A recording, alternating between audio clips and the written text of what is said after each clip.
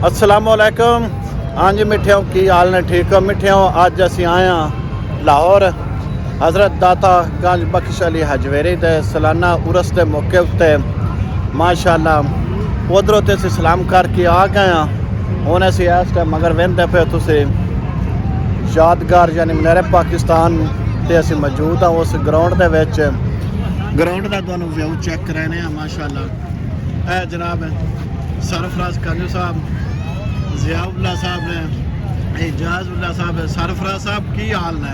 ठीक माशाअल्लाह। माहौल अज की महसूस कर रहे हो?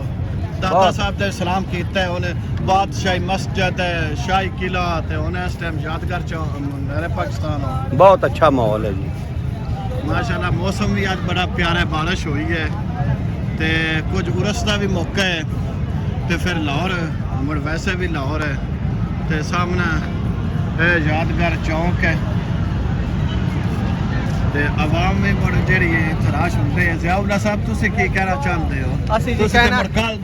ਅਸੀਂ ਜੀ ਪਹਿਲੀ ਨਸੀਹਤ ਤੇ ਆਏ ਆ ਜੀ ਮਾਸ਼ਾਅੱਲਾ। ਅੱਜ ਦੂਸਰੀ ਨਸੀਹਤ ਤੇ ਦਿਲ ਨਹੀਂ ਕਰਦਾ ਜਾਣ ਤੇ ਮਜਬੂਰੀ ਹੈ ਮੁੜ ਜਾਣਾ ਪੈਂਦਾ ਹੈ। ਇੱਕ ਘਰ ਹੀ ਜਾਣਾ ਇੱਕ ਜਿਹੜਾ ਹੈ ਨਾ ਬਿਲਕੁਲ ਜਿਹੜਾ ਹੈ ਨਾ ਅਸੀਂ ਸਵੇਰ ਵਾਲੀ ਨਸੀਹਤ ਜਿਹੜੀ ਹੈ ਨਾ ਵੇਖ ਕੇ ਜਾਣਾ ਸੀ, ਦੁਆ ਖੈਰ ਜਿਹੜੀ ਹੈ ਮੰਗ ਕੇ ਜਾਣਾ ਸੀ। मैं तो ना रहे रहो बल्कि ਤੇ ਅੱਗੇ ਆਵੀਦਾ ਤੇ 3 ਦਿਨ ਪੂਰੇ ਕਰੀਦੇ ਨੇ ਤੇ ਹੁਣ ਮਾਸ਼ਾਅੱਲਾ ਅੱਜ ਜਿਹੜਾ ਮੌਸਮ ਵੀ ਬੜਾ ਪਿਆਰਾ ਹੈ।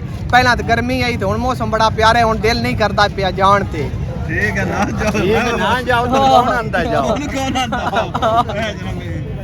मेरे पाकिस्तान का व्यू तुम चेक कराने ते बाकी सामने बादशाही मस्जिद दा मीनार ने गुंबद ने ते इधर मसाजिद तो उठ के ते माशाअल्लाह दाता दा उरस और उस तो बाद मेरे पाकिस्तान ते इधर लाहौर फिर माशाअल्लाह चाह आई है इंशाअल्लाह आउंदी रहे देखने वास्ते।